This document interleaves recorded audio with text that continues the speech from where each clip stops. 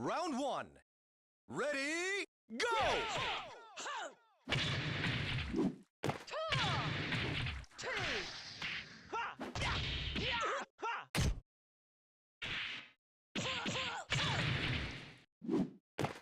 Knockout!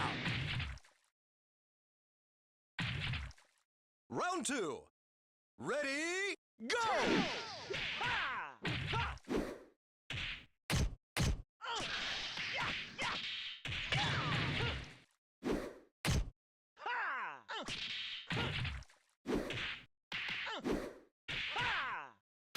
Ring out! Round three. Ready, go!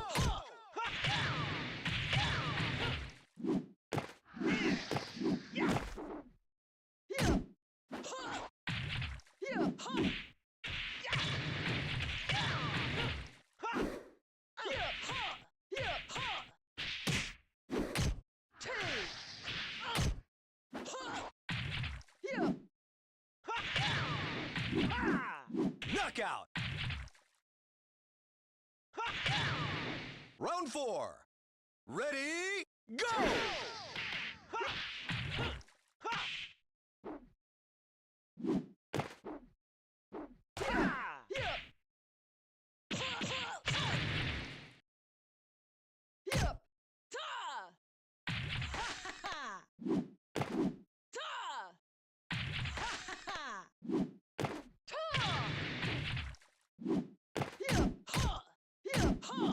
Knockout!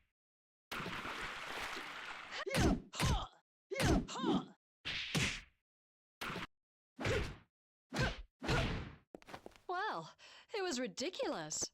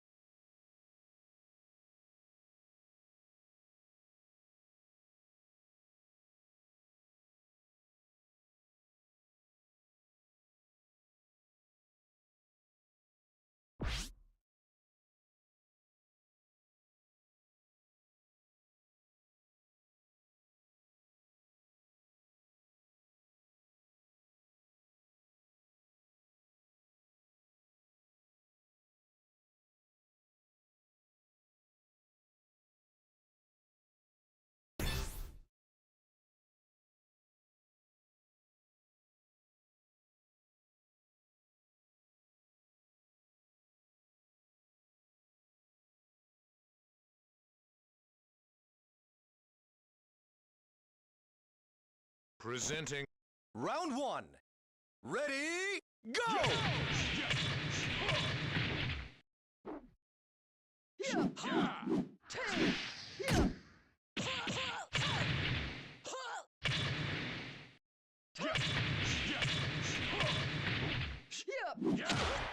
Bring it on. Knockout!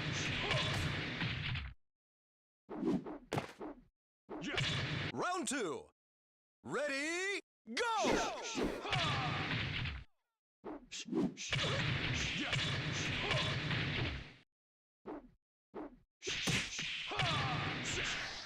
Excellent! Round three. Ready, go!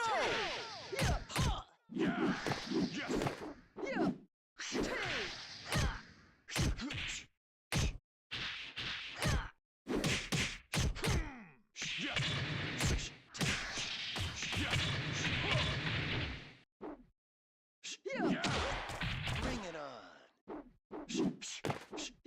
Knockout!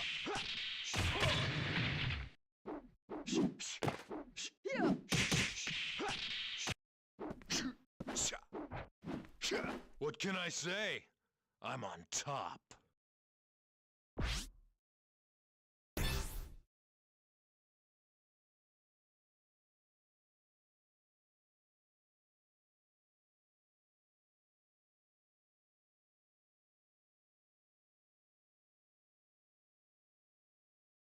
Round one. Ready, go!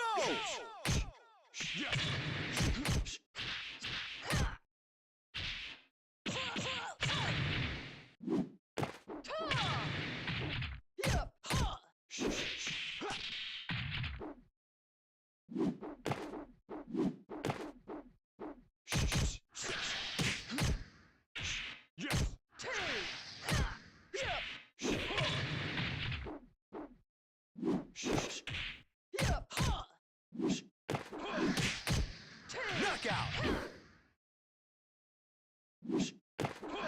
Round two. Ready, go!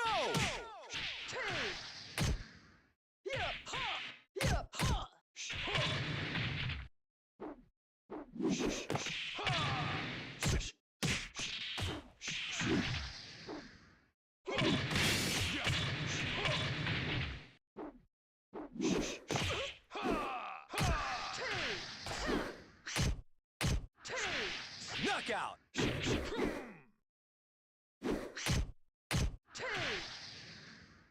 Round 3. Ready, go! Yes.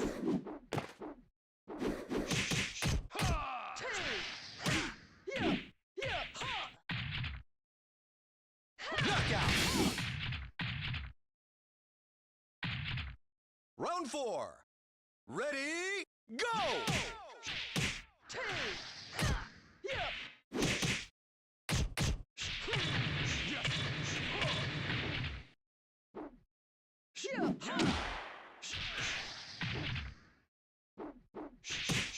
Knockout. Round 5. Ready, go! Yes.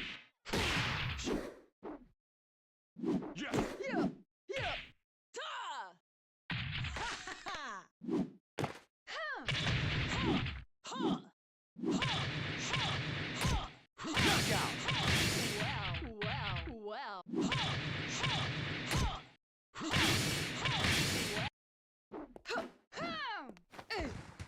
On the battlefield, you'd be dead.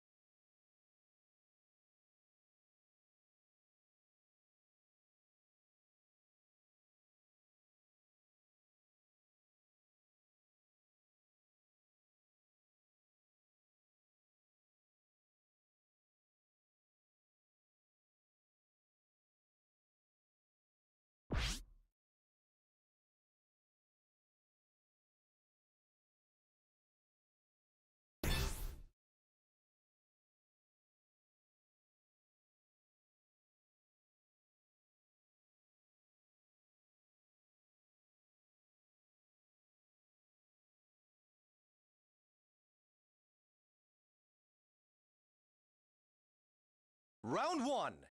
Ready, go!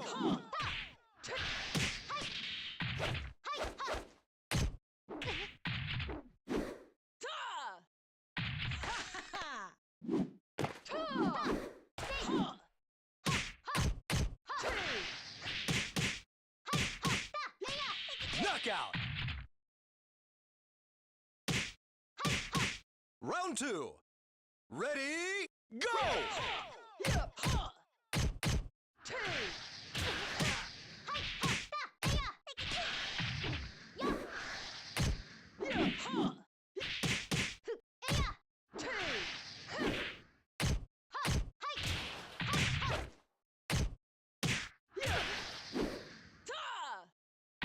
Knockout! Round three. Ready, go! Wow.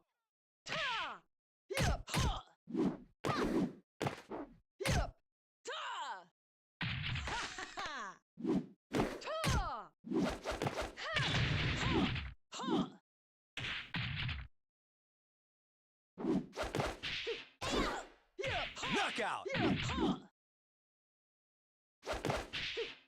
Round four. Ready, go!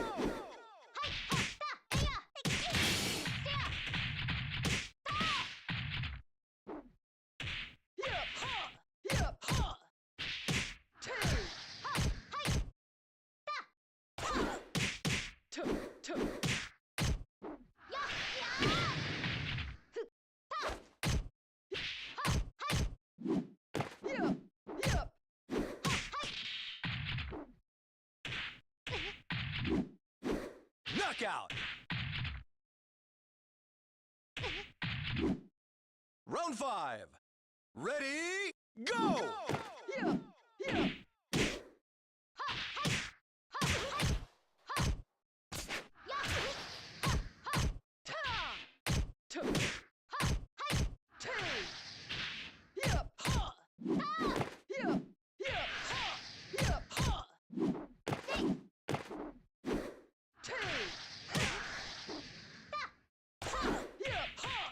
Knockout!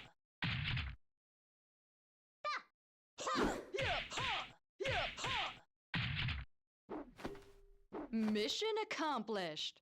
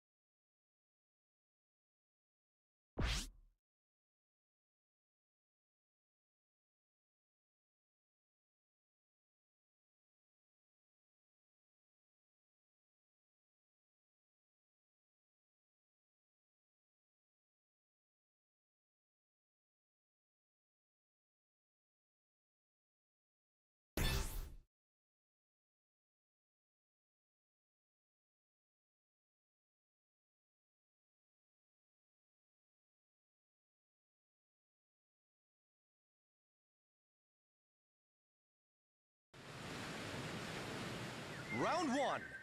Ready, go!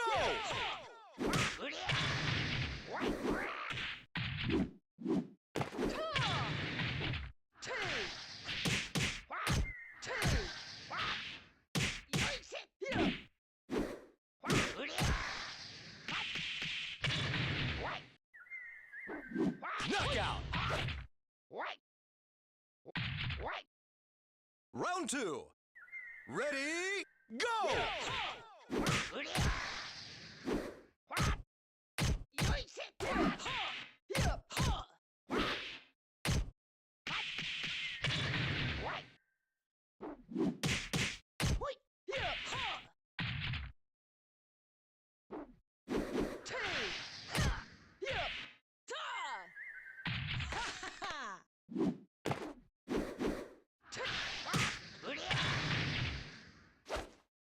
Knockout!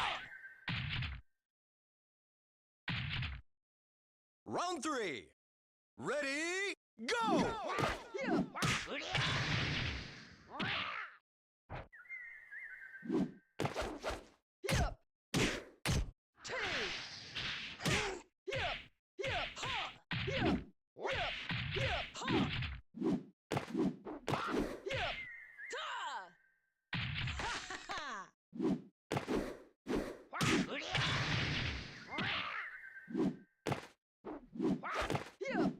Knockout! Round four. Ready, go!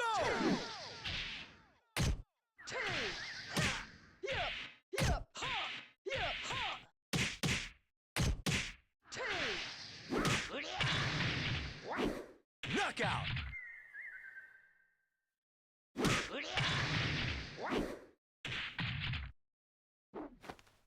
Mission accomplished.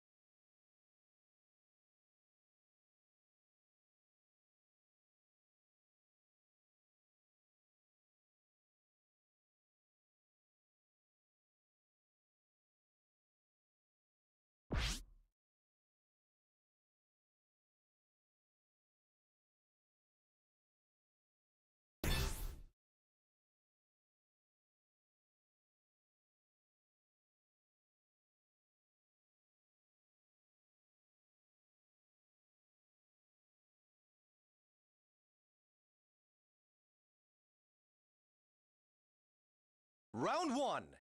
Ready, go!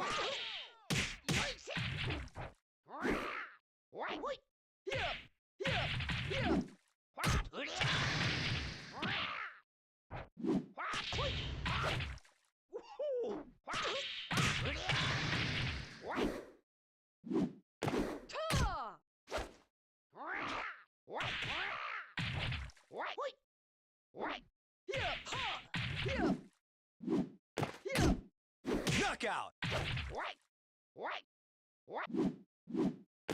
Round 2.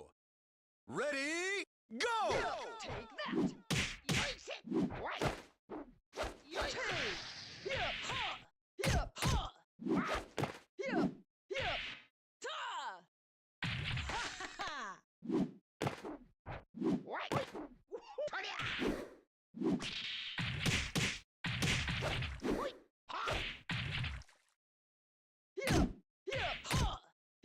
Knockout. Round 3. Ready, go!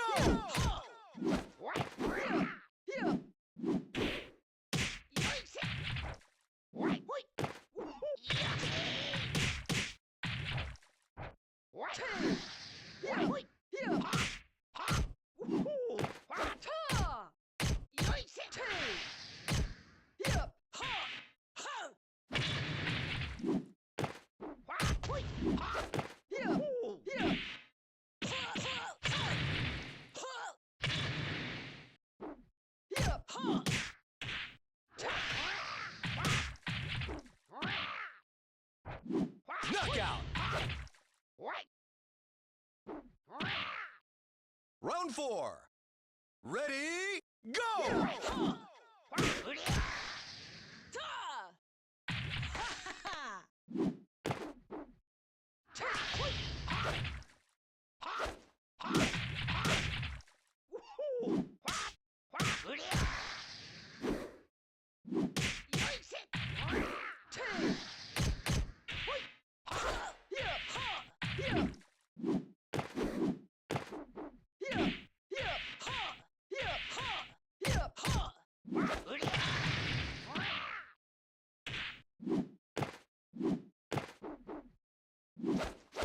Knockout. Round 5. Ready, go!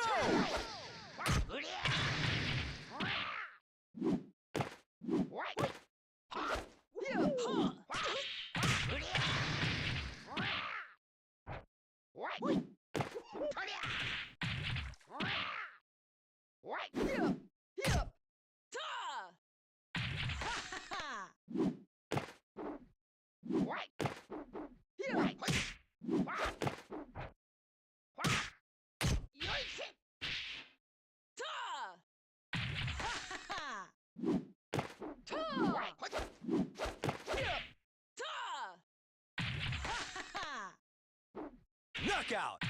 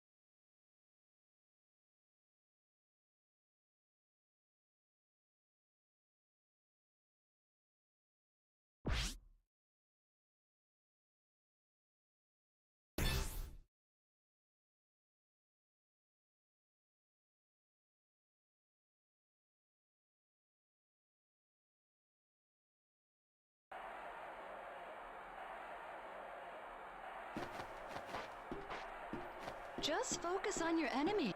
Round 1. Ready, go!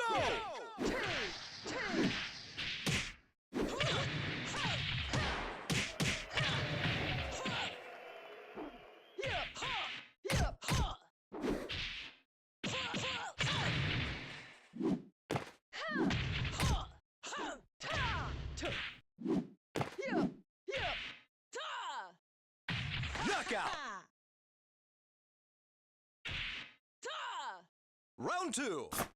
Ready, go! Yeah! Yeah! Ha! Yeah! Ta!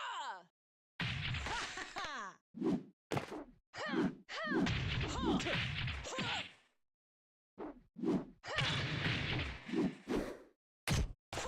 Yeah! Ha!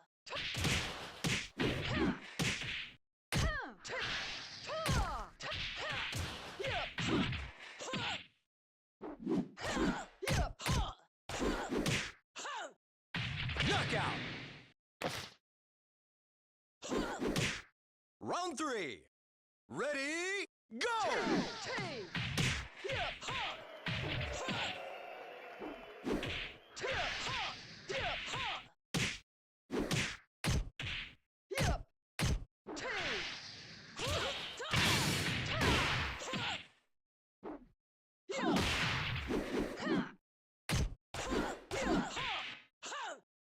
Knockout!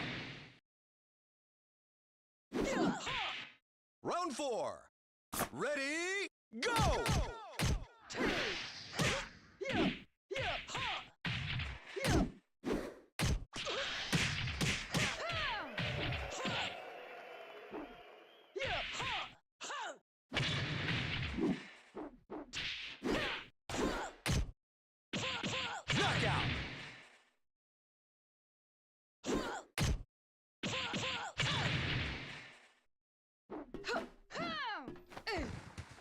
On the battlefield, you'd be dead.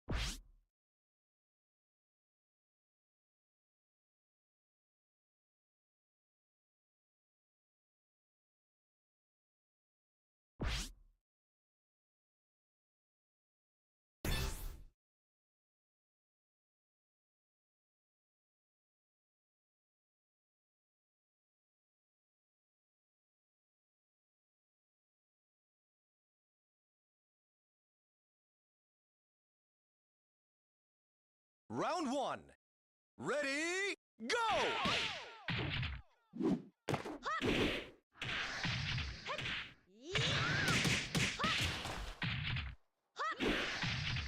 Excellent! Round two. Ready, go!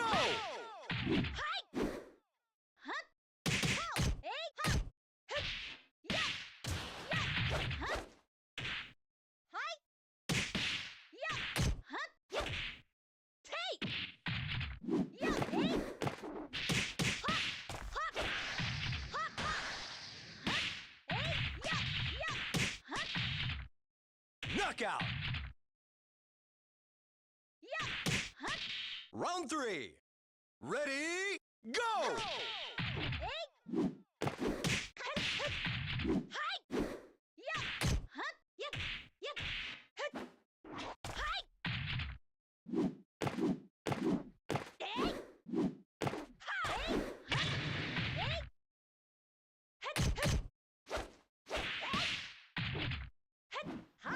Knockout! Now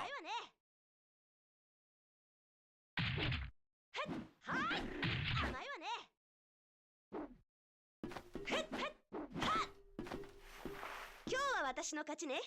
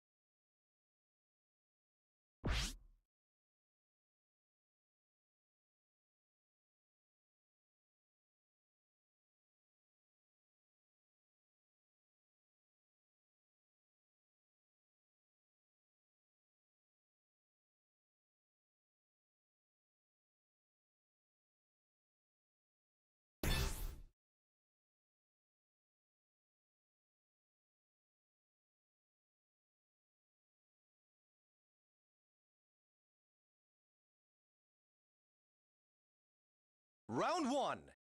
Ready, go!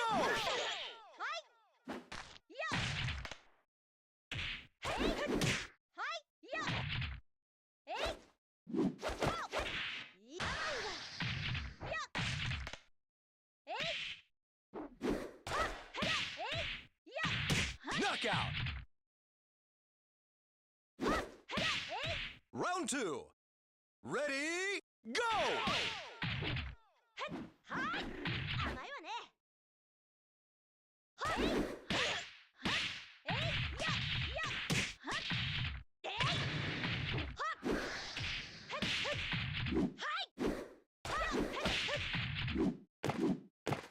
Knockout!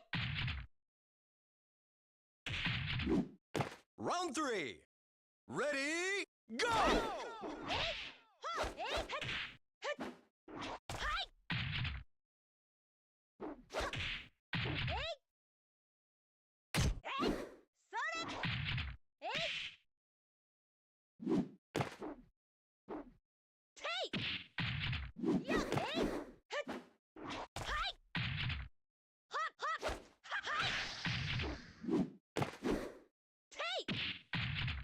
Knockout!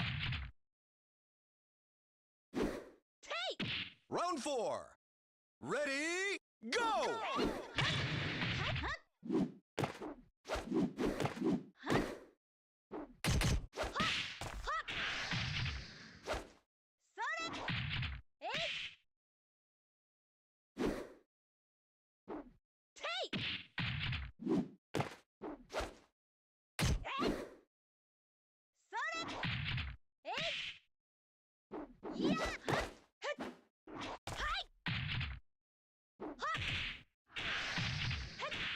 Knockout!「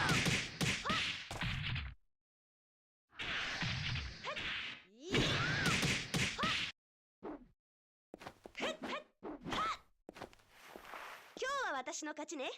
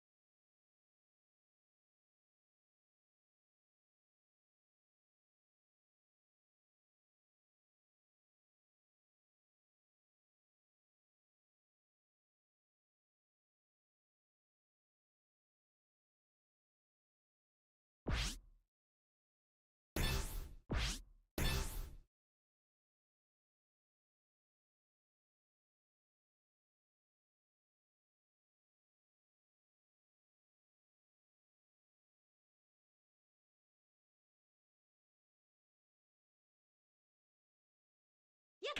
Hut, hut. Hi. Hop, hop, hop. Hi. Hut, hut. Hop, hop. Hop.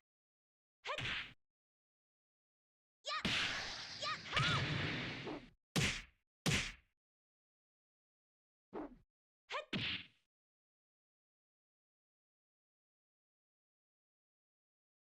Hut. Hut. Yeah. Hop. Ha. Ha. Ha. Ha. Yep. Hop. Yep. Yep. Hop. Hop. Ha. Yep. Hi. Hop. Hi. Yeah. Hop. Hop. Ha.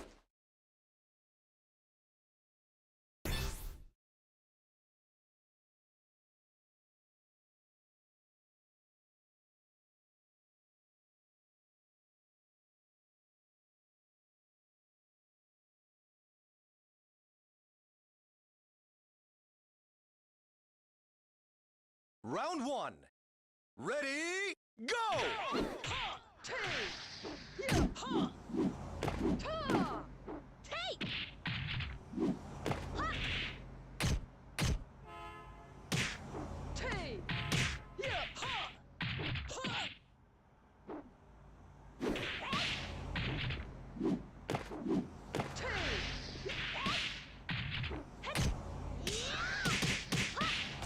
Knockout! Round two. Ready, go!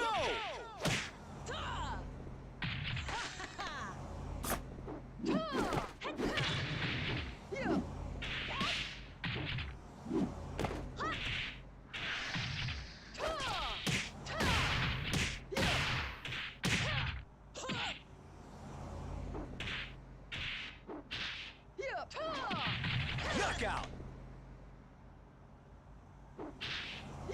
Round three. Ready, go!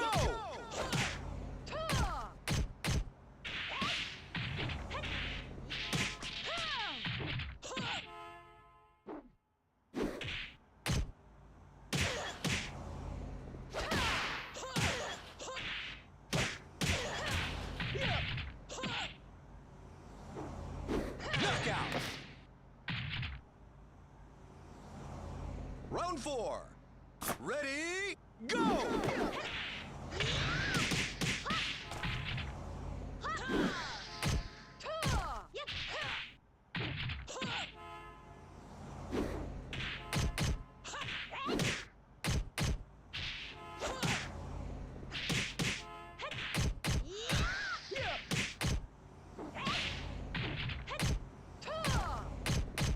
Knockout! Round five. Ready, go!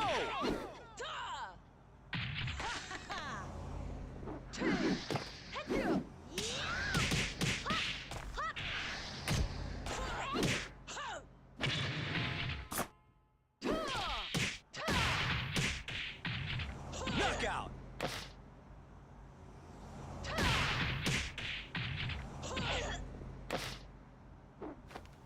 Mission accomplished.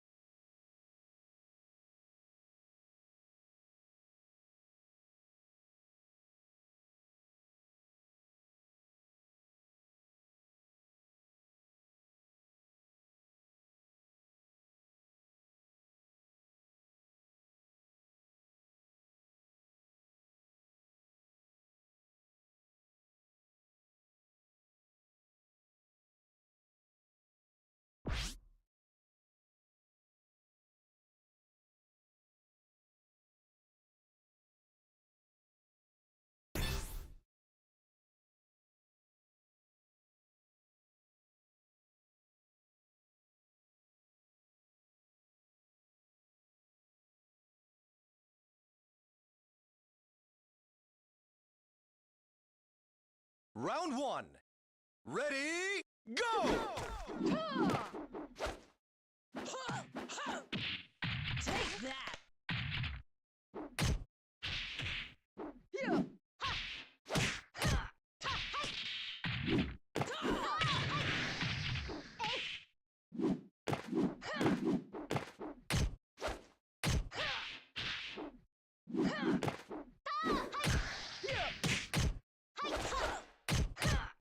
Knockout!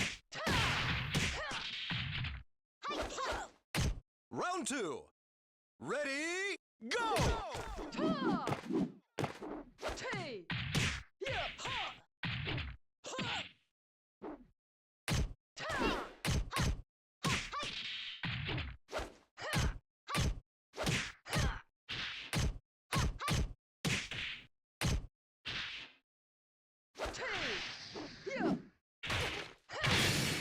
Knockout!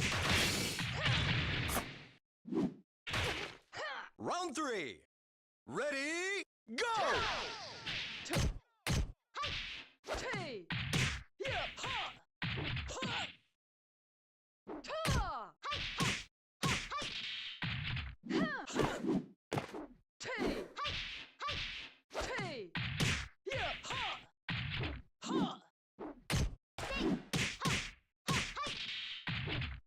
Knockout! Round four. Ready, go!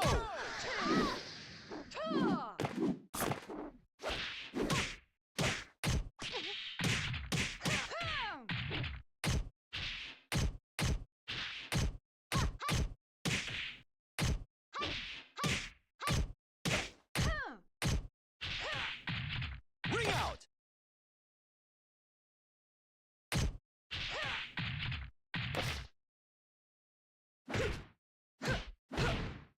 Well, it was ridiculous.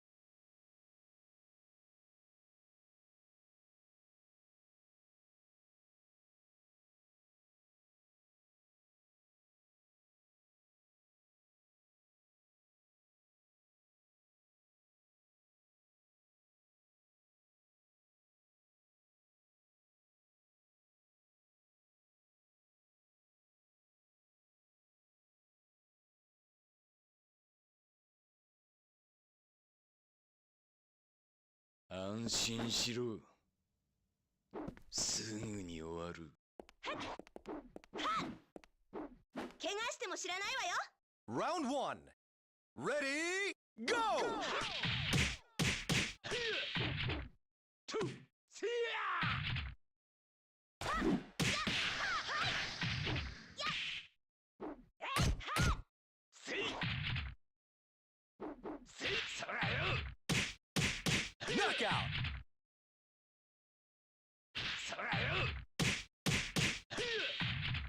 Round 2. Ready, go!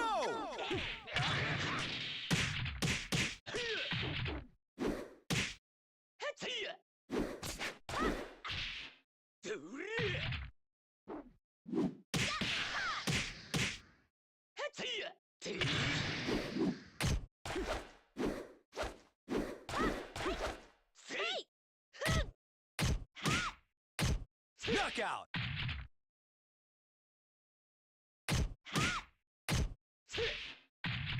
Round 3. Ready, go!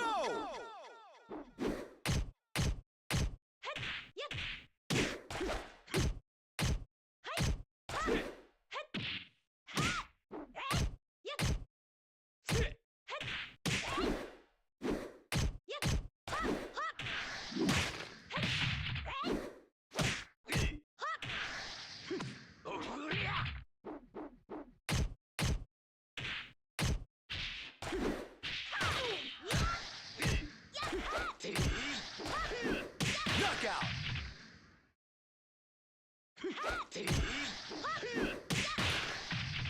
Round 4. Ready, go!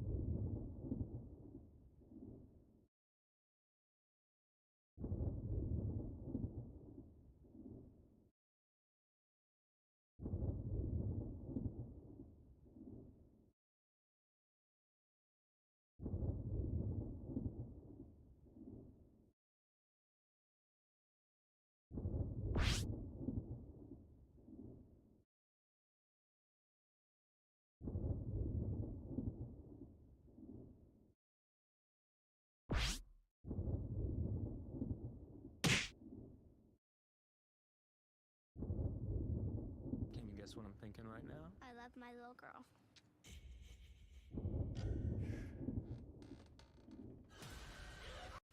It's finally here. After months of rumors, Nintendo has officially announced the Switch 2. And perhaps the biggest surprise is how unsurprising it is.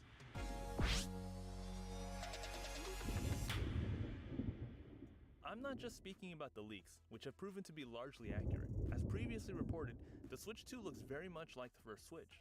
It's bigger, and the Joy-Cons now attach magnetically, but the form factor, function, and usability remain largely unchanged from the first Switch. As a sequel to Nintendo's most popular console of all time, the company opted to offer a bigger, more powerful version of the system millions of people already own. And this, I think, is for the best. It might not have a gimmick, but maybe, for the first time in a long while, there doesn't need to be one. The increase in power alone allows Nintendo to lean even deeper into what makes the Switch such a success: games.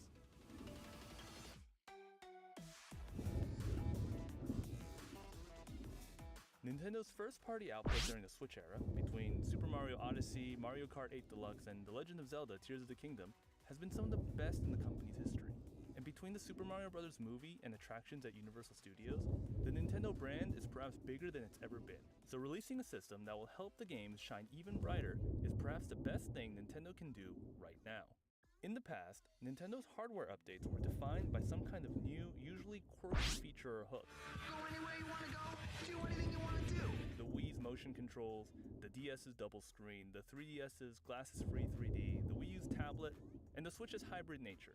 Even unpopular consoles like the Virtual Boy still offered a unique spin on hardware. Virtual Boy, see it now in 3D. The whimsy and fun of each new piece of Nintendo hardware usually makes up for the lack of power compared to PlayStation or Xbox, while that and Nintendo first-party exclusives. And for the Nintendo Switch, the big hook of the system, the ability to play console games on the go or on the TV, combined with some of the best Zelda and Mario games ever released on a Nintendo console, were enough to propel the Nintendo Switch to record sales, becoming the second best-selling console of all time behind the Nintendo DS.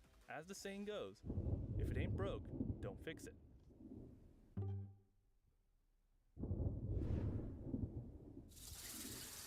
But here's the thing, there was something about the Switch that needed a fix. One glaring issue seemingly fixed by the Switch 2, the horsepower. Even when the first Nintendo Switch launched in 2017, many noted that while the ability to play console games on the go or on the TV was a game changer, it was still notably underpowered compared to its contemporaries, the PS4 and Xbox One.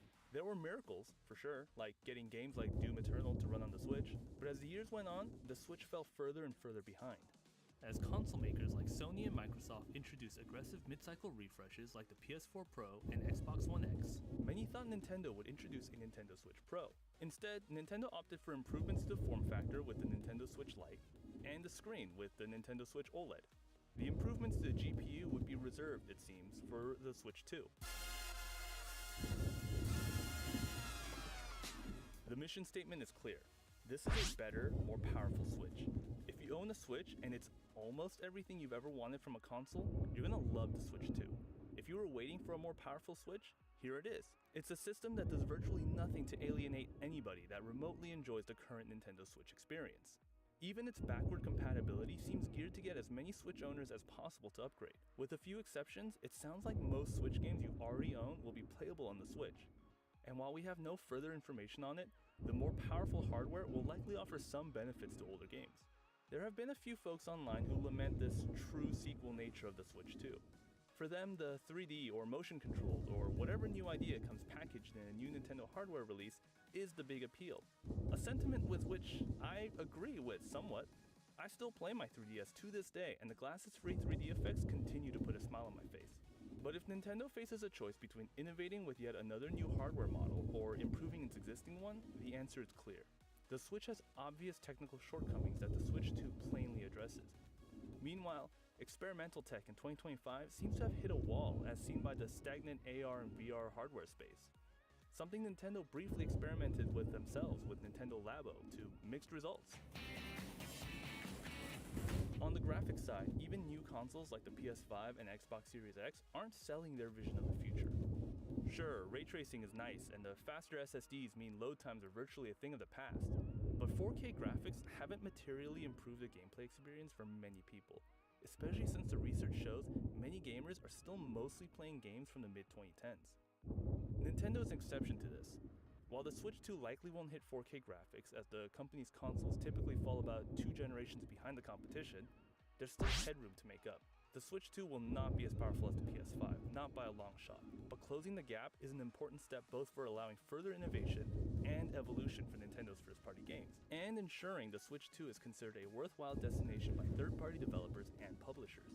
If the Switch 2 is able to be on par with, or even a bit better than the Steam Deck, for example, then it'll theoretically be able to run games like Final Fantasy VII Rebirth, which was just recently verified for Steam Deck. That is a current-gen game that we could potentially see on the Switch 2, raising its value proposition for potentially millions of more gamers than just those who already own and enjoy their Nintendo Switch. You coming?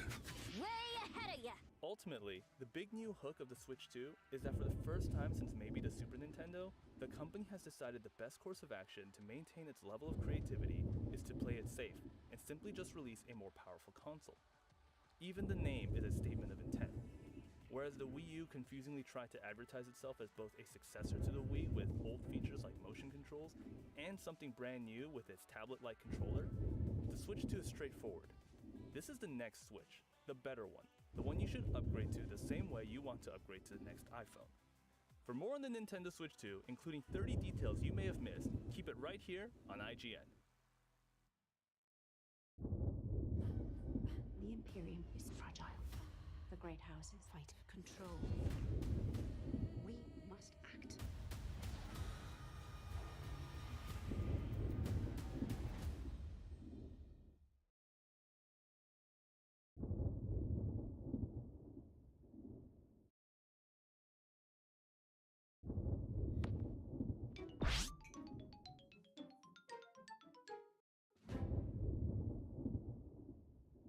Welcome to Nintendo Voice Chat for the week of January.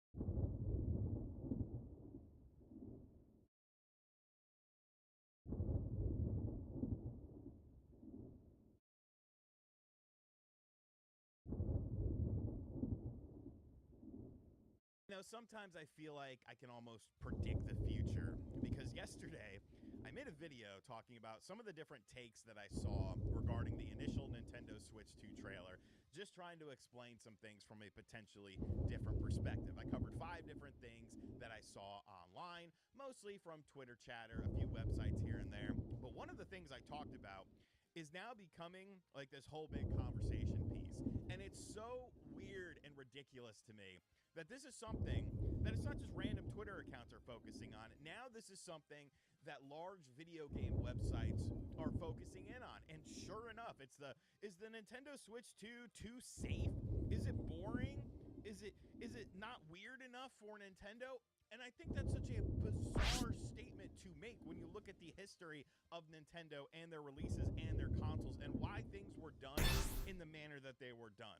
And like I said, these are large video game websites. I have not read these articles yet, but maybe I'll understand a bit more. Maybe I'll understand a bit more why these are coming up, because we're going to read these together. Round 1. So in my Ready, go! From that I was talking about. If the Switch 2 is the better Switch, honestly, I mean, if the PlayStation, PlayStation 4, I'll be disappointed. If the Xbox Series X is a better Xbox One, I'll be disappointed. If the PlayStation 3 is a better PlayStation 2, I'll be disappointed.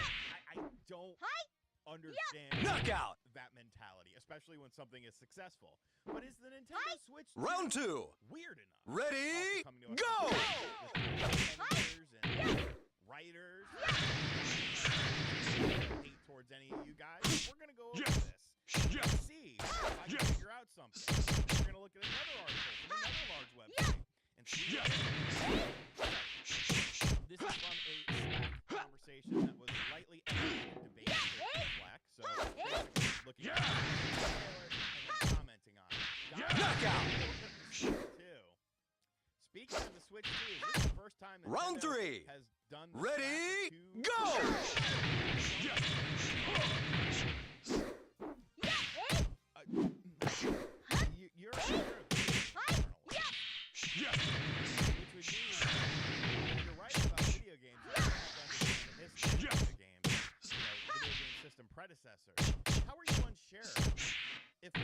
ever done a 2 for a system.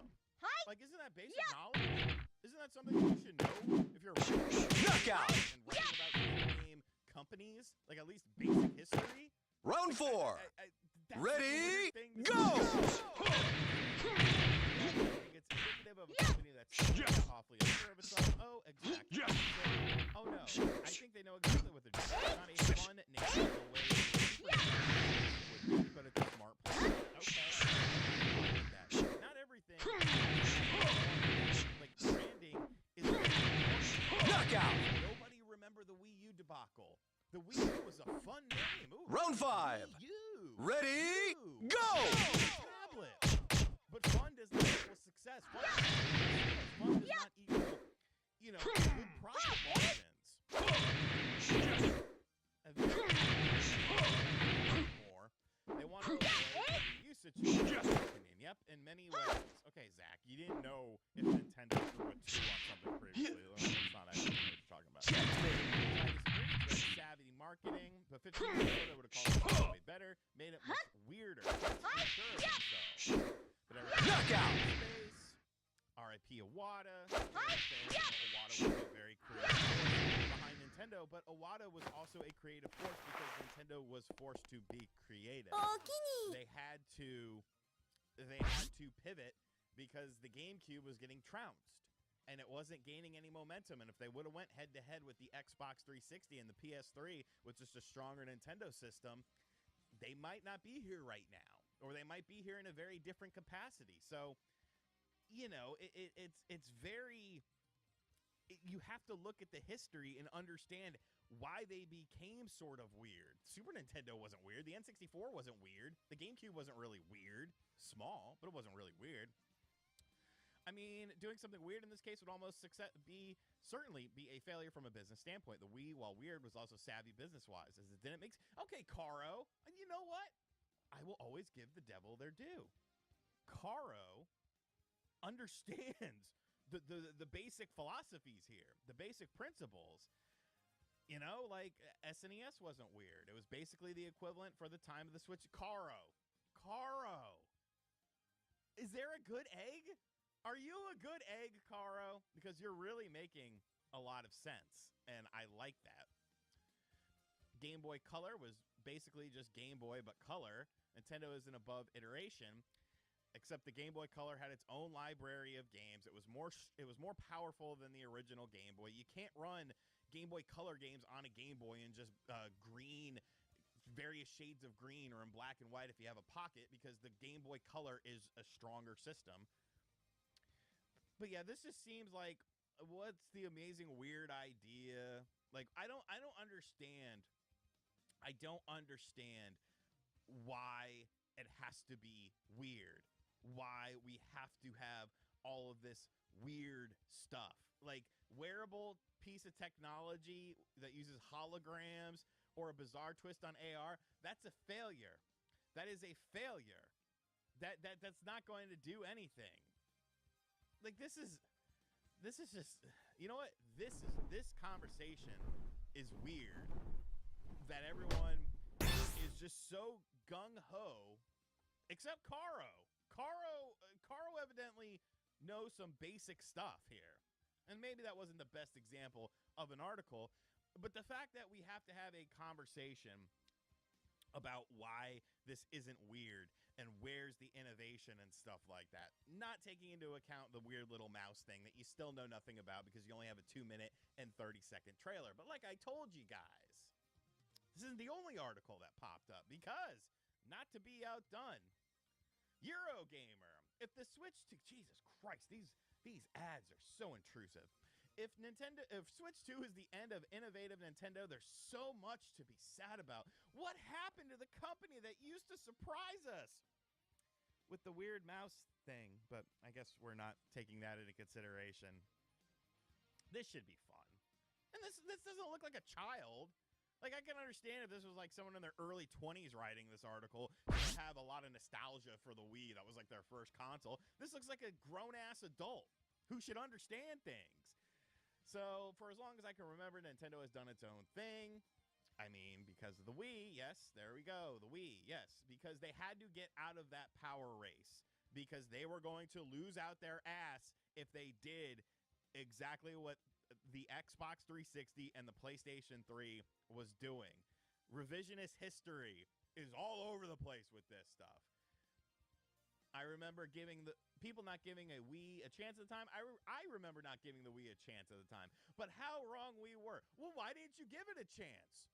Was it because the motion controls turned you off and you wanted a more traditional control scheme? Could that have anything to do with it? And people got tired of having waggle controls in all these games? Okay. Fast forward to the Wii U, but there's not just hardware, but new ideas. And that did great. You know, it did great. It was a bit of a flop. Once again, revisionist history. The Wii U sold 13 million units in its entire life cycle. To put that into perspective, the Dreamcast in just 2 years on the market sold nearly 10 million units. And the Dreamcast is considered Round a one. colossal failure. Ready, go! Get out of their rut, and it put them out of business. But 13 is a bit of a flop. A bit of a flop. Consider the Wii sold over 100 million units. Your follow-up system sells 13 million.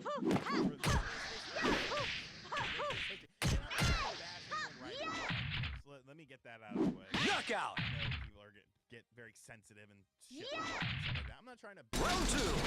Like I said, Ready, I'm trying to go! understand why this conversation keeps popping up to see if people can give me a reason to be like, wow, this needs to be weird. Because I haven't seen why it should be weird.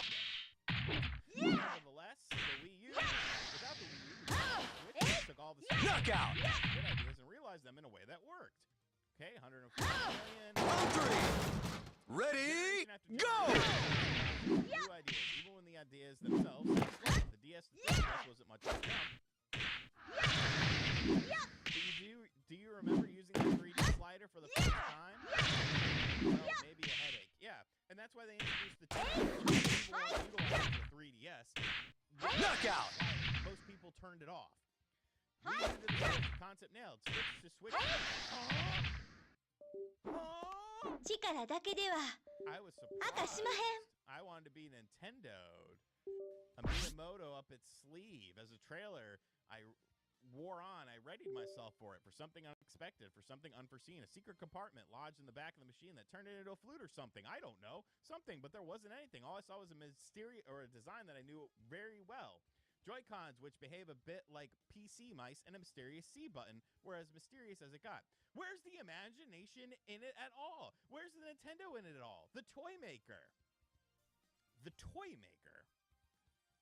The Toy Maker Nintendo. I'm sorry, I thought they were a video game company. I thought they were an entertainment company.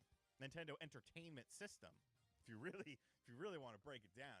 Was the Famicom considered a toy? The Super Nintendo considered a toy? The Nintendo 64 considered a toy? No, these were video game consoles. Toys and video games, they do intermingle, but they're not one and the same, at least in my opinion. You might disagree with that. It reminds me of Apple. There was a period of time where Steve Jobs would stand on that Apple stage and routinely pull out a piece of hardware that would reorientate the tech world. Here's an iPhone, here's an iPad, and now it's become predictable. Why is that? Like, oh my freaking Lord. Why did Apple do that? We're going to keep reading this, but focusing on me here. Why did Apple do that? Because Apple was nobody. Apple was nobody for a while.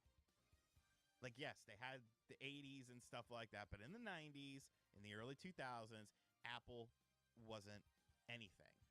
It was so far in second place that nobody had, I mean, okay, some people had Macs, but Macs were not common.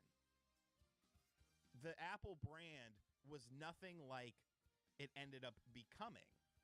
And then with things like the success of the iPad and the iPhone, of course, they started to have success with things. So they tinkered with things and they tried to figure out, well, how can we make this better? How can we get more people involved in it? And now Apple is absolutely massive. Because they found a formula that worked, that was good for business, and they said, hey, okay, this is our baseline now. Now we could just do incremental upgrades to this, and some of these upgrades aren't all that impressive, but it doesn't matter because you have the brand recognition. Now Apple is cool. Apple was the butt of Simpsons jokes back in the 90s for a reason. So I don't understand why we take away the business aspect of this when trying to understand why companies are doing things the way that they are doing them. The Nintendo Switch was extremely successful. Why would you try to do something different? Mario Kart 8 Deluxe is one of the most successful Nintendo games of all time. Why would you try to do something drastically different? Why would you try and reinvent the wheel? Like, I don't get this.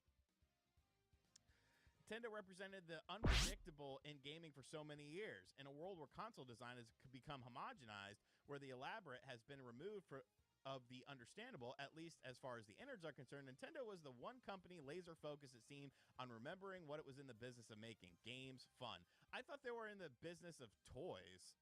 I began thinking less of Nintendo consoles as devices and more of toys. Oh, so it's a problem for you. It's a personal problem because you saw them as toys. Maybe they don't want to be seen as toys.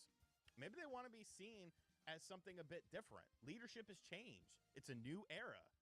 Two things worry me. One that is that this might be the final form of Nintendo game machines now forevermore. Perhaps, as with the rectangular smartphone, we reach the endpoint in form factor from a design point of view. I doubt Nintendo will ever go back to making a stationary console to sit under their television.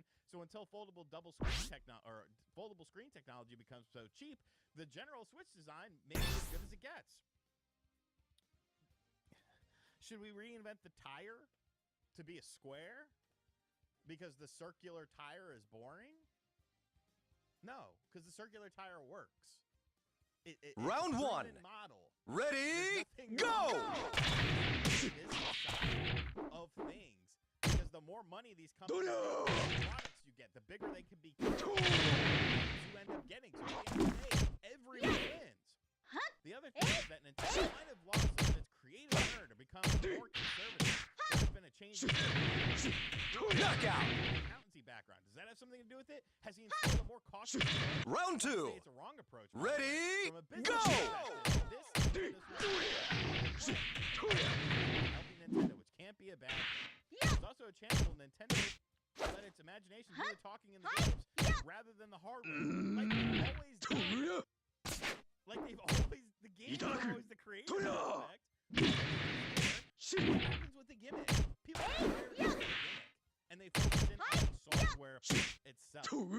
Knockout! Look, never rule Nintendo out. I've learned that the hard way, but I can't get the feeling of disappointment all the same. Round three. Natural reaction. Ready, go! Worse still is a realization that that's probably it for Nintendo hardware for the next handful of years. And if so, I'll wonder it again. What happened to Nintendo? Is that it?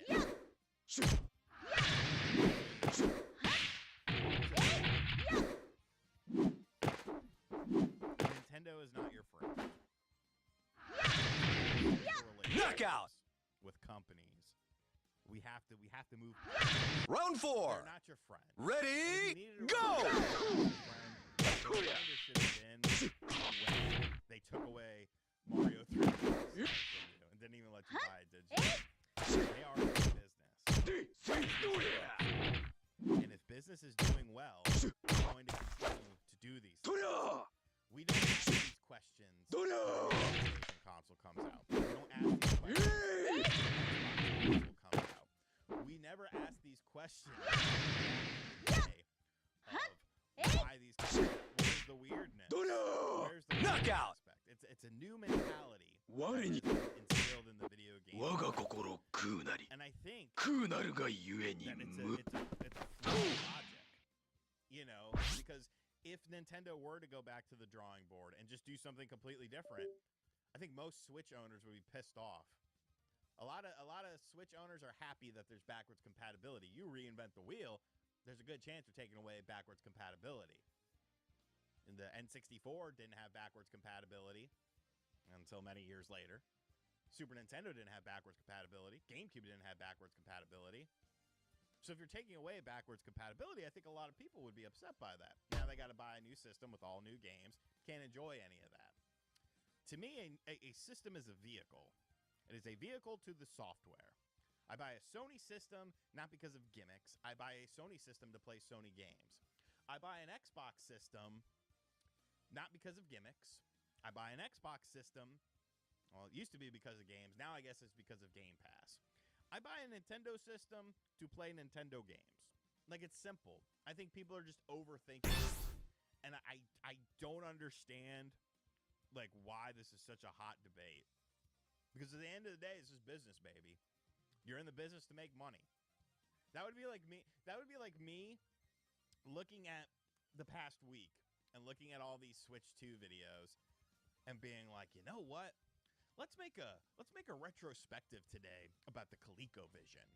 Like, just go not looking at what people are interested in, not looking at what has been doing well, but just going completely against the grain. You do have to put passion into things. You do have to understand, you know, there's a delicate balance within the business itself of self-preservation along with the business. But how are we just overlooking the whole freaking mouse thing? Show me what that does. I can take like this. Round one. Down, and it works. Ready, go! Come on. We're all very internet and YouTube and Twitter, social media, stuff like that. So our reactions get out. I'm sure on April 2nd, none of these reactions will be removed. None of these reactions will be caught, and none of these reactions will be cared about. Because the second you see Knockout! your mind is probably going to completely change. And we're Round gonna be two. for a very Ready, fun time. go! This is a very tongue-in-cheek video. Because at the end of the day, this is just my opinion. I'm not saying my opinion is better. But I did call this. I did say that this was going to end up becoming a thing.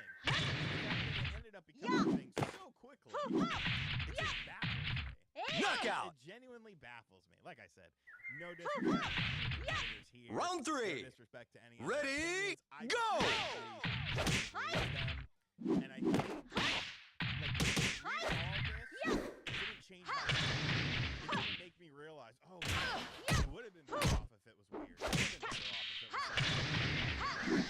If anything, it made me more set in my ways because they just glossed over so many of the factors that go into this. Knockout! Reasoning why probably wanted Round to four. emulate the success of the Ready, Nintendo Switch. go! Reasons why after a catastrophic Wii U disaster. Let me know in the comment section down below. What do you think of this? Am I right? Am I wrong? Personal. And as always, guys, like, comment, share, hit the bell as well. Okay. Knockout! Lay it. Round five. Ready, go!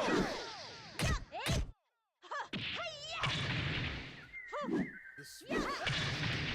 Long live the Switch. Is what one might want. With a console entering its 8th year on the market, but the Switch is very much alive. Despite this time, however, hopefully next year, Knockout! and in celebration of this upcoming step back and look at the Switch's library as a whole and pick out what we felt were the most technically impressive games released for the machine. So to do this, I wanted to have a discussion, and I brought Oliver along with me because between us, we've covered a lot of Switch titles, and we have a lot of love for the little machine. So Oliver, welcome to our selection process. Yeah, it might not be the most powerful machine, but I think it's actually seen its fair share of graphically sophisticated and interesting titles over the years, so it should be fun to talk about those today. As Rich would say,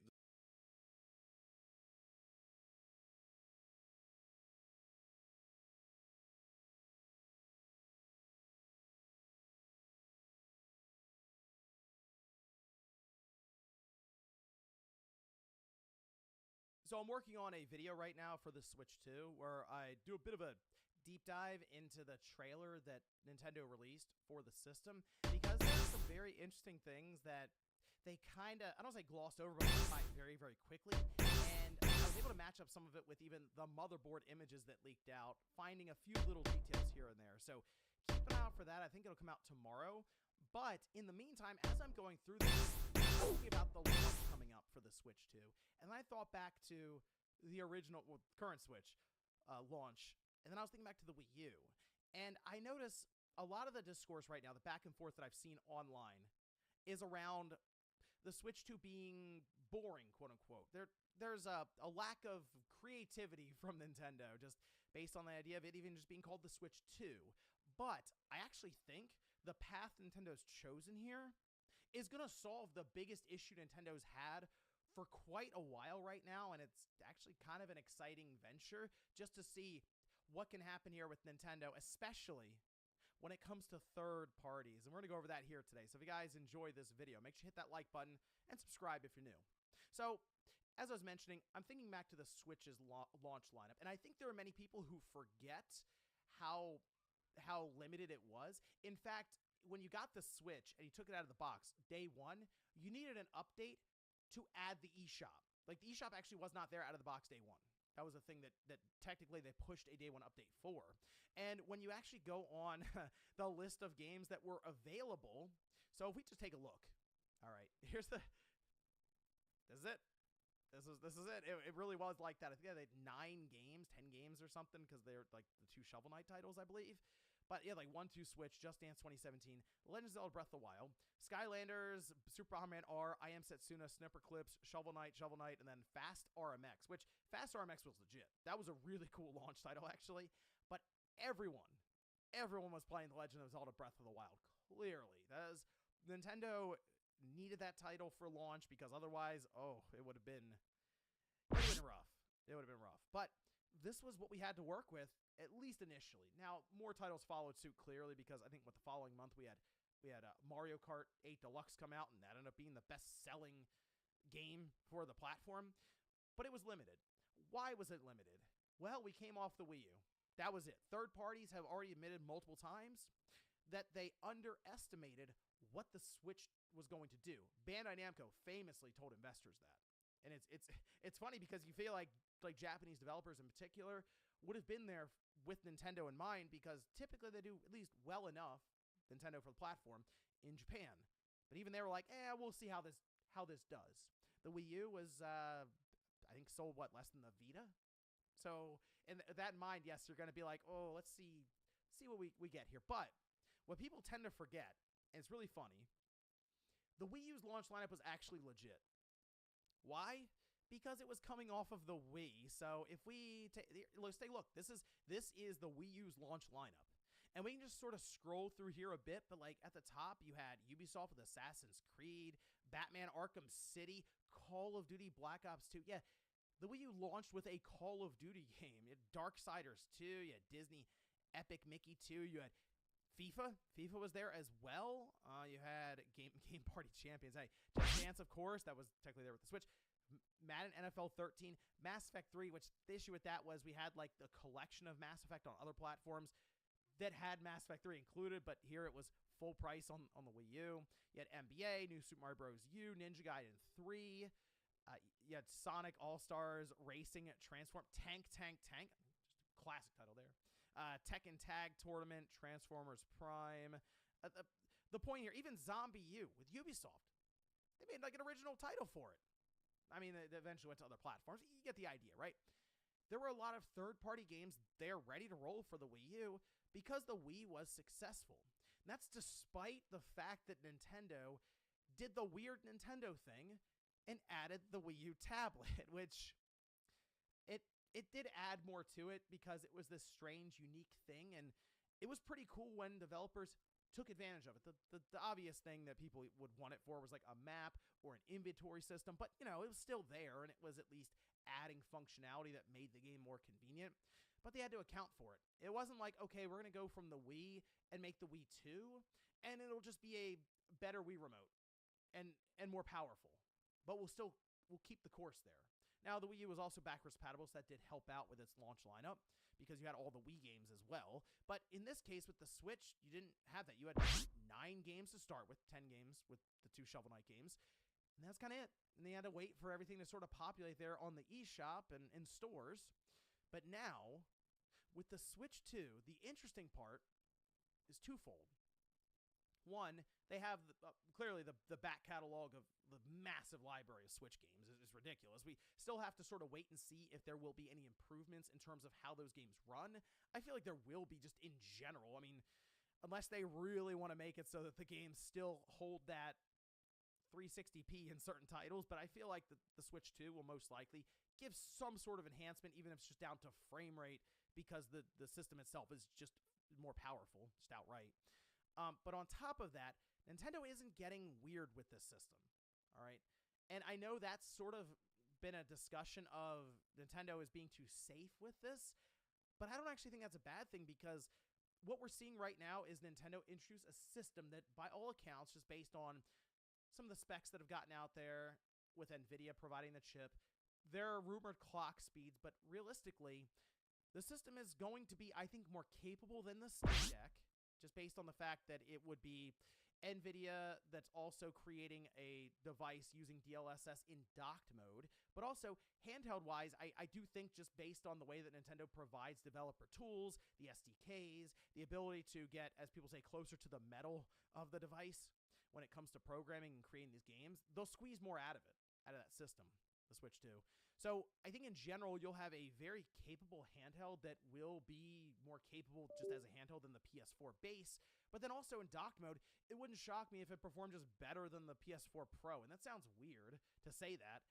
But again, with NVIDIA, DLSS, and all the other things they're providing, I think you'll see that kind of performance, which comes back to the idea of if everything has 4K on the box, it'll be harder and harder with diminishing returns for the mainstream to really be able to tell the difference. It's already been thrown out the idea of, oh, a lot of people in the mainstream don't care about frame rate. I don't know if I buy that completely, because I think you can tell when you actually pick up the controller and move around 60 versus 30.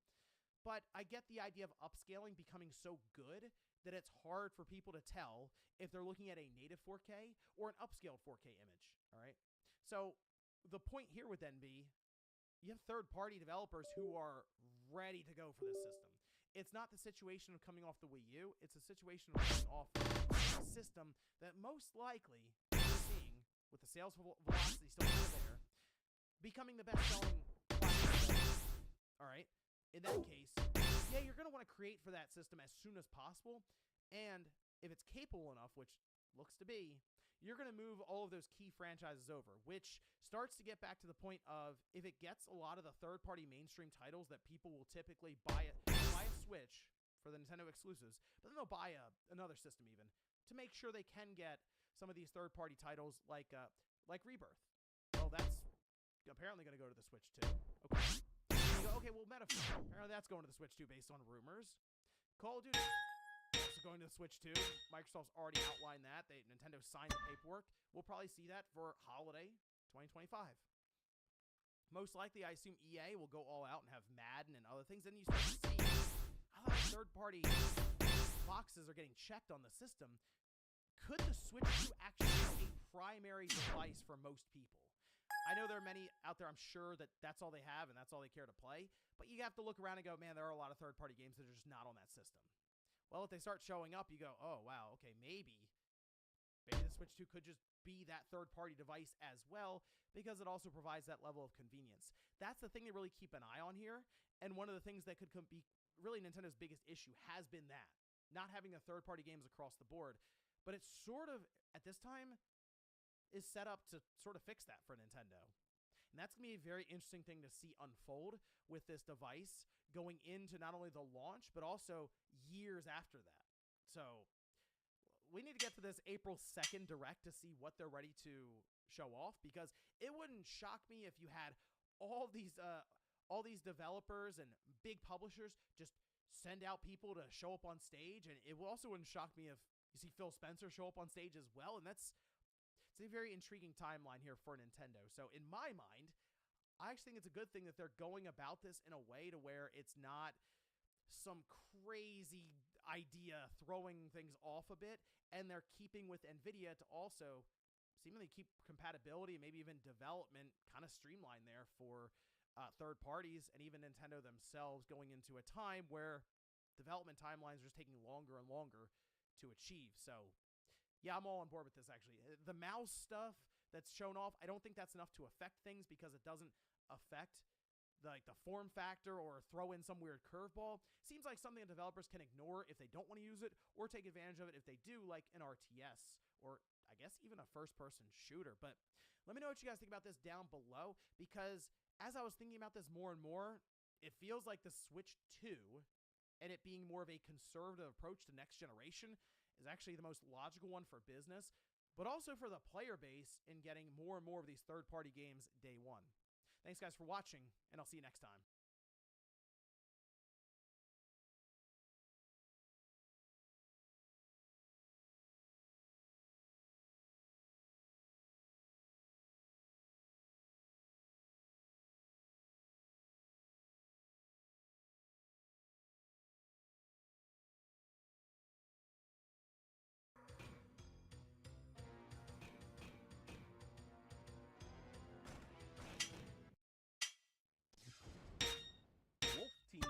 Cobra Command, an early full-motion video title that originally appeared in the arcade on Laserdisc technology from Data East.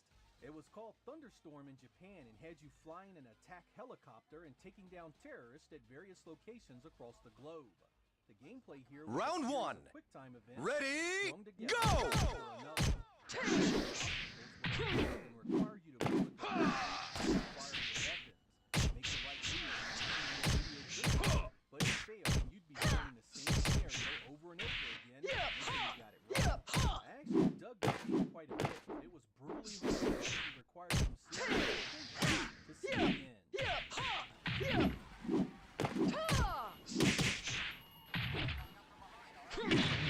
Knockout!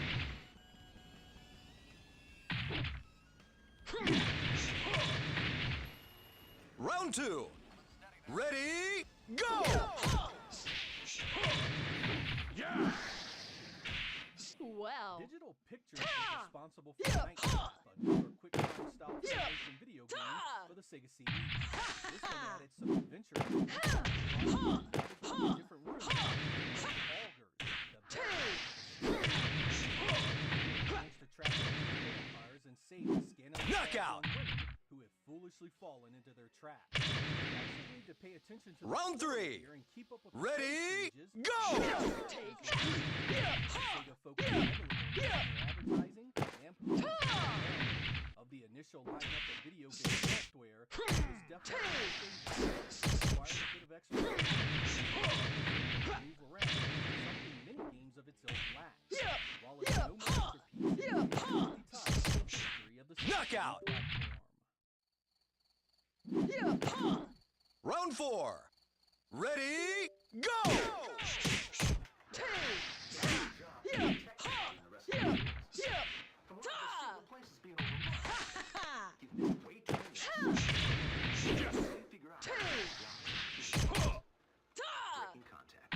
Knockout!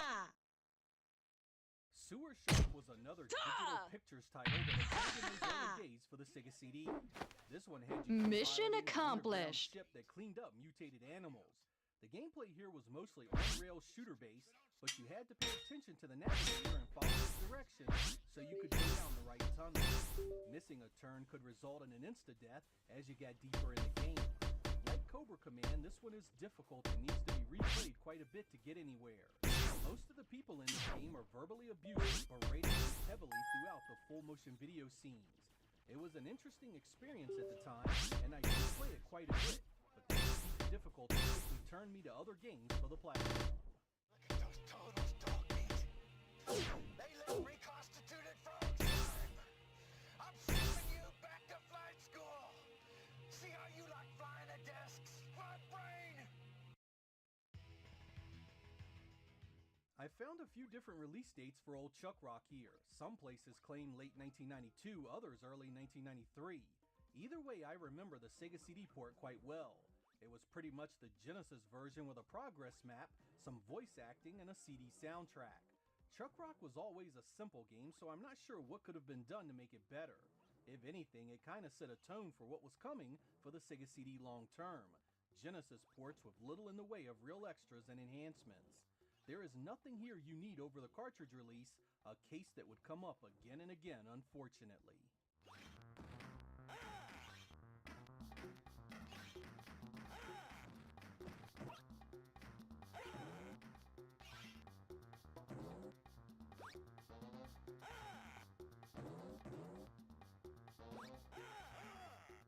Another one that fell under the umbrella of enhanced ports was Hook, an action platformer that was licensed after the movie of the same name.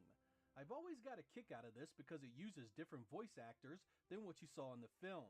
It pretty much mirrors the cartridge as far as stage design and gameplay otherwise. The main guy is really slow and it plays about as simple as these games get. The John Williams soundtrack is great, but it's yet another Sega CD game where you don't really miss much by playing the Genesis version. Surprisingly, Core Design was responsible for this and Chuck Rock, two games that were as vanilla as they come. Daddy, is Grandma Wendy the real Wendy? Maggie, that's ridiculous. Now come on, children. It's way past your bedtime. Then, Dad, is Peter Pan's adventure a made-up story? Jack, stop. I say she is the real Wendy. Core Design was back again with Wolfchild, yet another action platformer that was an enhanced Sega Genesis release. You run around punching and shooting bad guys in plain 2D environments that the Genesis could do pixel for pixel. Again, it wasn't a bad game, it just didn't do anything really to enhance what you could already play on the base unit. The back of the box even touts the CD quality graphics, but the only thing here the CD was responsible for was some pretty tame animated bits. The actual gameplay can be unbelievably frustrating. It has the type of design where you can spend 10 minutes climbing a level, only to fall back down because of some stupid trap that sends you to the bottom. I was not a fan.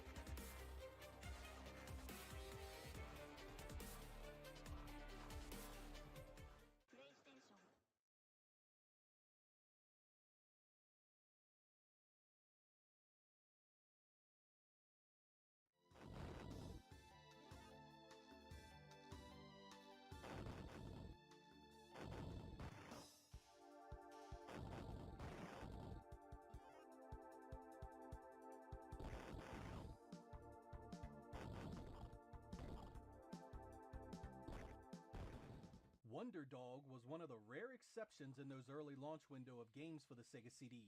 It was a traditional 2D platformer you couldn't get on the Genesis and had some great scrolling effects and some killer animated opening cinemas that looked better than anything else on the machine. Unfortunately, that didn't help the simple gameplay, and while this one does have enough to enjoy a few playthroughs, it's not exactly system-selling software. Still, that opening cinema and colorful visuals definitely stood out when there was so little else to play. Someone at Core Design must have had a major investment in the Sega CD because they did this one as well.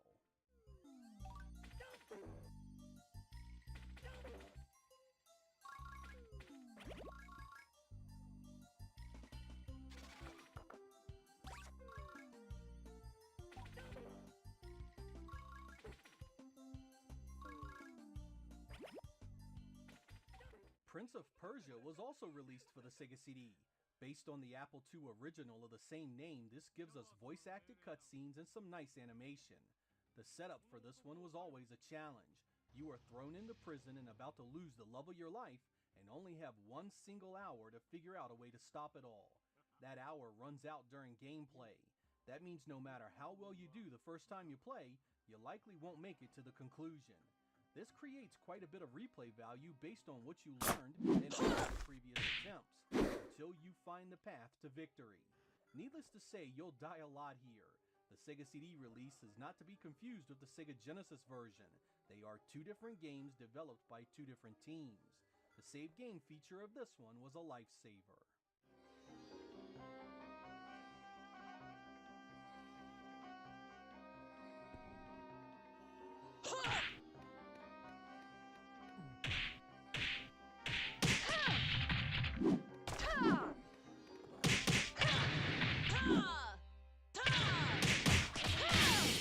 For a few different reasons.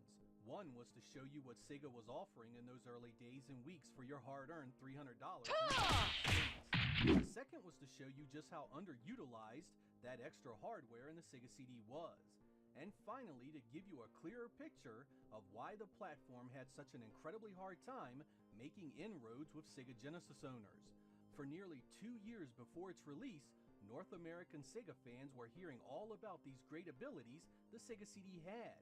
It could scale sprites and backgrounds. It had an extra 68,000 CPU that was faster and more capable. It had a story that was longer, more interactive levels, and animation that all looked so much better.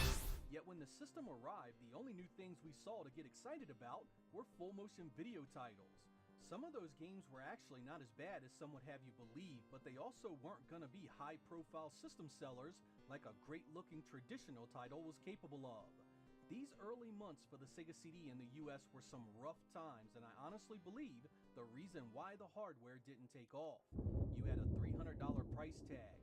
You had not one single game at the time that showed off its specialized muscle, and even old Sonic was still an entire year away. This made for a hard sell, particularly with the Genesis and Super Nintendo receiving so many high-profile games at the same time. Why in the world would you be excited to get a $300 Sega CD when the Genesis you already owned could play the likes of Streets of Rage 2? With that said, it doesn't mean I do not have fond memories of this time. I enjoyed a few of the full-motion video games like Night Trap, and I really enjoyed some of the animated movies and music in some of these games. The sad thing is that not long after this unimpressive launch, the Sega CD really started to get the ball rolling with some great software. Original RPGs started flowing, games started to get some real enhancements as extras, and perhaps most importantly, some high-profile third parties actually got some killer exclusives going you couldn't play on any other US system. I feel the Sega CD had a boatload of potential, but at $300 in that underwhelming launch window software, it never really stood a chance at making big market success. Consumers will buy it if you give them a reason to, but Sega just took too long to get things going. Quite a bit of the most memorable stuff didn't show up until 1994 and 1995, by which time Sega was ready to launch its 32-bit ambitions. I'm Sega Lord X, thank you guys for watching, and I will catch you next time. Some time ago, I did a Sega CD Top 10 video that I really enjoyed putting together. It let me talk up my favorite games and share with you why they meant so much to me. The thing was, there were many more games I wanted to do the same with. I have tried to make it quite clear on this channel that I enjoyed my time with Sega's underappreciated CD add-on. While some felt burned, I was there early and enjoyed many of its games as they were released. This was a pretty cool time for me because it felt sort of like a mini introduction to the coming 32-bit generation. That excitement lasted from 1992 to about 1995, so I got roughly 3 solid years with my Sega CD, a time and an experience I wouldn't trade for anything. With that in mind, it's time to follow up that top 10 with an award show of sorts. Here we are going to break down the best games for each genre and category like graphics and sound. Each category will then be done with one runner-up and one winner, so we can really talk about all the top-tier offerings for this platform. This is, of course, my own personal opinion and presented as nothing more than that. This was incredibly fun to make, and I hope you guys enjoy the best of the best on the Sega this is CD. literally the first time I played this in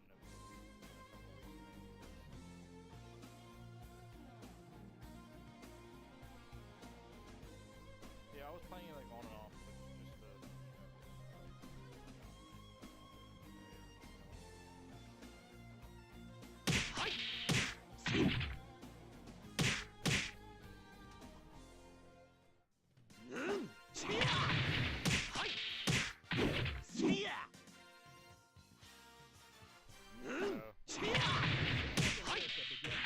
The Sega CD, they put all their muscle behind full-motion video games.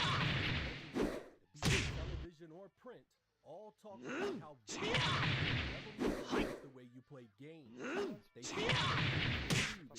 published dozens of full-motion video-based software for the device. And while I can laugh now at the thought, back then I admit that there was a certain excitement around these games. Home consoles had been platformers and shoot-em-ups for so long. It was cool to see something new pop up, no matter how simple it may have been in hindsight. Picking just one of these games is the best. To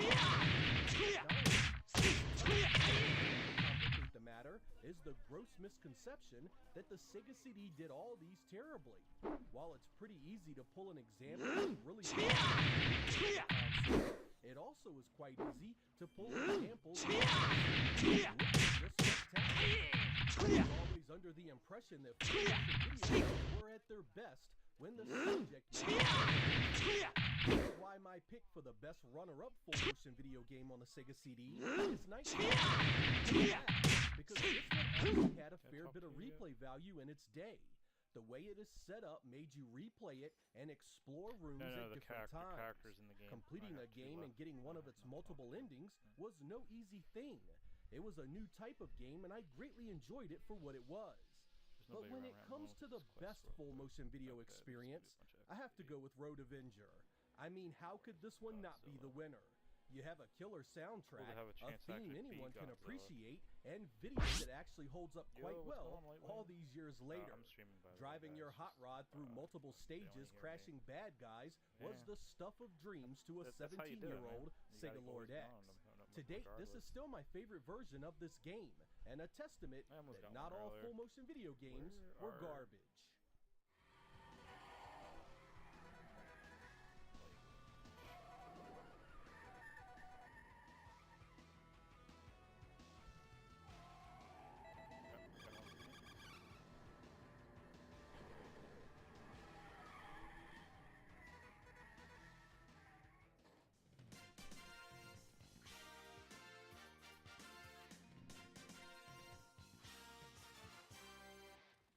When the Mega CD launched in Japan in 1991, all you heard from the American publications was how its hardware was designed for sprite and background scaling. It was Sega's big push to show up what Nintendo had done with their new 16-bit showpiece, the Super Nintendo. When it arrived in North America in 1992, few games had power. In fact, outside of a few titles here and there, Sega's capabilities were somewhat a bust. Developers did, it was little more than a bonus stage. Remember, there were some real bright spots in the library that really did show some excellent potential. Among these, my runner-up is Soulstar. It was a killer representation of what the Sega CD was capable of. Smooth, fast, and loaded with action, Soulstar was the kind Round of one. That looked Ready, like go! Home games just like this. Because of its 1994 release, it was too little too late to mind about the platform. Push what it was capable of. But when it comes to my favorite choice in this category, I gotta go with Batman Returns. Round two. Ready, go!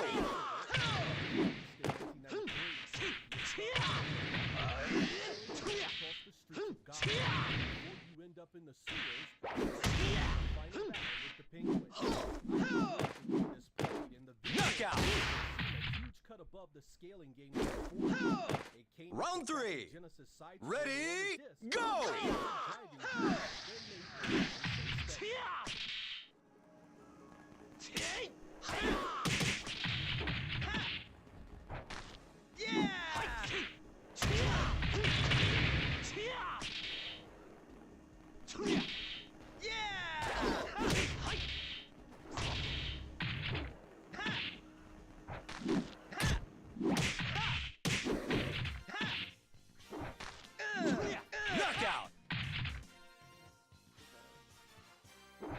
Round four. Ready, go!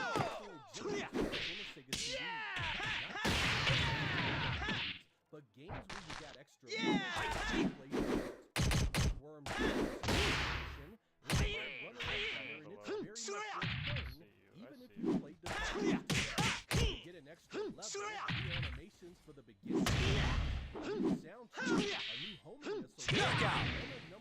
changes to the stage layouts. It's called a special edition for a reason. It definitely deserves a look. When it comes to the Witcher, however, I feel Mania is perhaps the best of both worlds.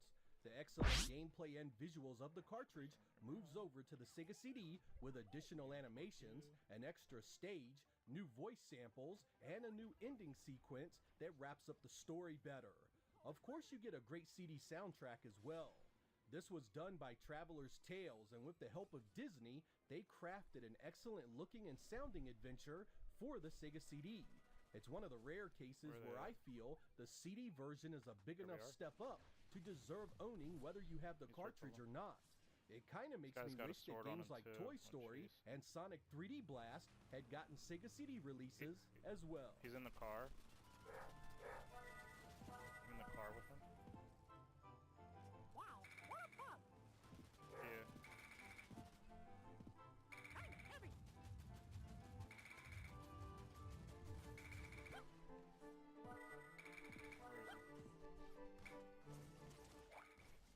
Damn, almost died.